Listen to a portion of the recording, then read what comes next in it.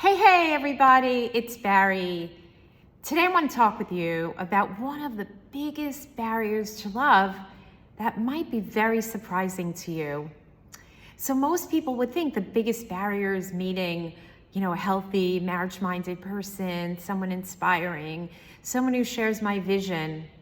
So these are fears that people have. But you know what I've experienced over all these years of doing transformational work, of helping people break through barriers? You know what their biggest barrier to love is? It's fear of success, fear of actually meeting that person and then wondering, will it work out? Will this person abandon me? Will the past keep happening? And can you relate to that? So I'm sure many of you can. But what happens is, if that is your headspace and that is your mindset, it is costing you the biggest price. And that biggest price is love, is sweet love that is new and unfamiliar to you. Look, why does this happen? Most of us have just not experienced love the way we want. Would you agree? We've had trauma, we've been disappointed, we have been let down, all the way back from our childhoods and then into our relationships. And then what happens? We're in this pattern, we're in this cycle. And then sadly, and ironically, we continue to repeat this pattern. And so if you're going to lead with fear of success, unfortunately, there will not be love. Because when we have fear, the walls are up. And it doesn't matter if you're dating and you're sharing your vision with people and you're out there. This fear of success is so real. It's so real. Why? Because it's energy. It is there and it is sticky. So here's what's really happening when you truly have fear of success. So you're taking your past, fear, trauma, abandonment. Your mom said, you can't trust men, right? Those voices and those stories that you may think you have resolved, but in my experience, most of us haven't. So you're taking fear, you're putting into the present, right? You're taking old trauma, old conditioning, putting it into the present where you're literally saying, I don't trust. I don't trust. So it's not working on any level. And that is the reason dating isn't working. So in the present moment, even though you're doing things and you're active and you're dating, it's ineffective, because what does fear do? It closes off the future. It just does. So you're in this cycle of taking your past, inserting it into the future, inserting it into the present that actually closes off the future. So how do you get around it? How do you get around it? Well, first you admit, holy shit, I really do have fear of success. And many people tell me that, I'm afraid. I don't trust. At least I know what I have. At least I know the life I have, and no one's going to hurt me, and no one's going to take anything away from me. But there's a payoff to be in that kind of thinking. What is the payoff? What do you think the payoff is? To say, I don't really need anyone, it would be okay, but. What happens is that we don't get to transform. We don't get to remove the walls. We get to keep things exactly the way they are. And then what happens? You get to be right. Men are terrible. Dating is so awful. What I want doesn't exist. I'm way too complicated. I should really lose some weight. So these are all stories and excuses. So the first thing is admit, wow, you know what? I really do have fear of the future. I really don't trust. Truly, you got to tell the truth. Are you willing to do that? Great. If you are, type soulmate. The next thing you have to do is realize that the past cannot continue to impact the present, that the shifting, the real healing must be done to transform your perception of the past. If not, we just keep reliving it. And then you say, well, I'm a good person, right? And it'll happen when it happens. But it won't, because fear is still in the space. Fear is energy, right? When we start looking at the vibrational chart of energies, when people say, oh, she has a good vibe, he has a good vibe, right? It's because it's an inviting vibe. It's open, it's real, it's authentic. And you cannot fake that. So we have to learn how to really get out of the fear in a different way than we've done. You can't band-aid real fear. I have seen in clients, the fear is so powerful that it's like death. The thought of actually being in a relationship and trusting that the person will be there for you is so painful. I have a client that, her mom said, can't trust men, you can't share money with men, can't trust them. And therefore, she just was not able, I should say, to really let in a wonderful, amazing man who is trustworthy, who is really trustworthy. So my point is that you won't even be able to recognize a healthy person or healthy love when you're in that unconscious old conditioning and not trusting and having walls up. Because if you have walls up, can anything good come in? It can't. Healthy love cannot come in. The next thing that you have to realize is that we have to move past the familiar, right? So since we've never had sweet, healthy love before, it's super unfamiliar. So then how would we actually recognize it, right? So we want to break out of that and realize that, okay, I am not a vessel for healthy love.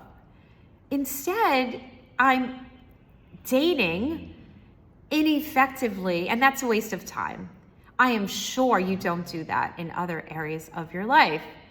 So it feels good to be dating and trying, but if the truth is that you're repelling love, meaning your heart is not open, you're not really there, you want to be. I get that you're well-intentioned. I get that you really do deep down want love.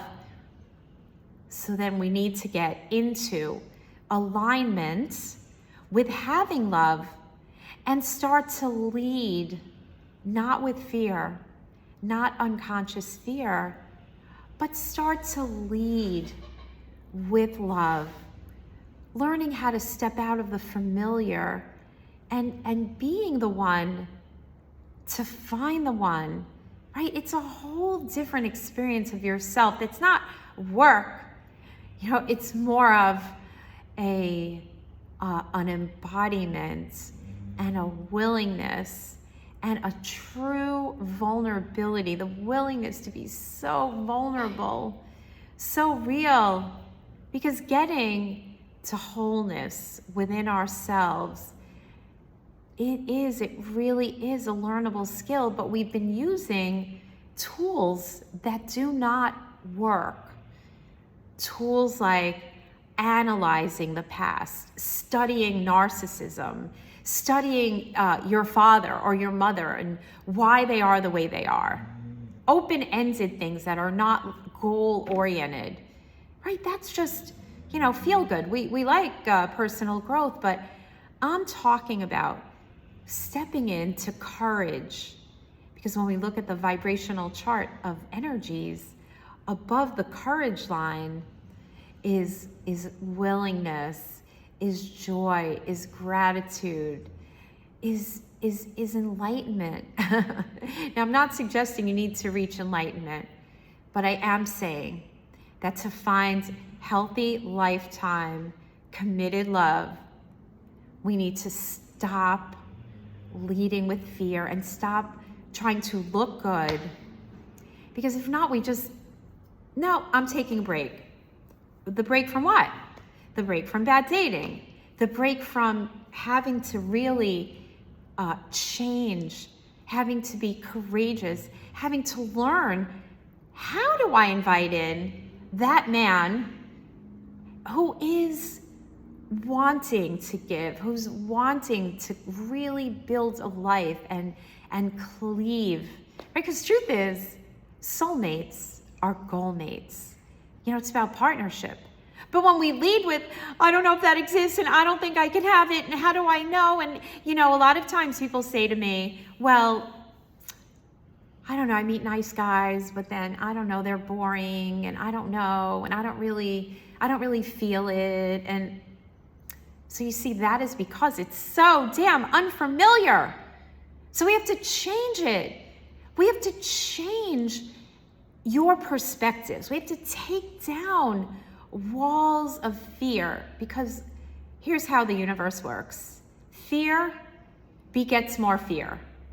So if you have trust issues, what kind of men will you attract? Men you can't trust.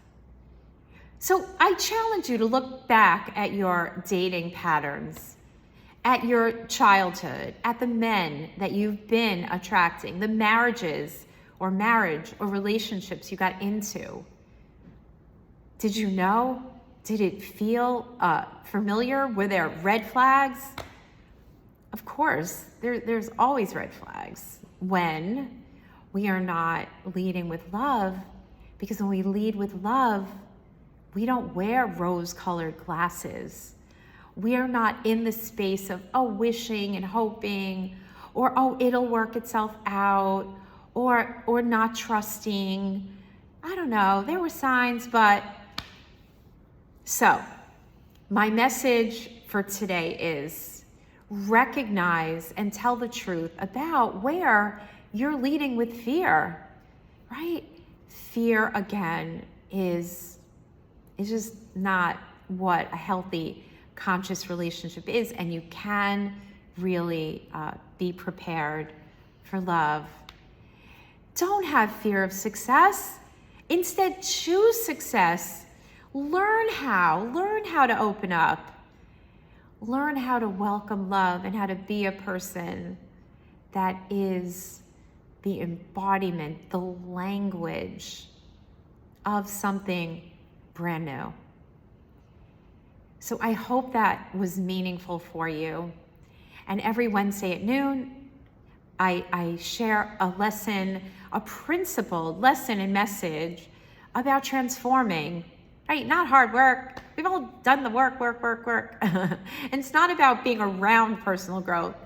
It's about an inner transformation, and that takes courage.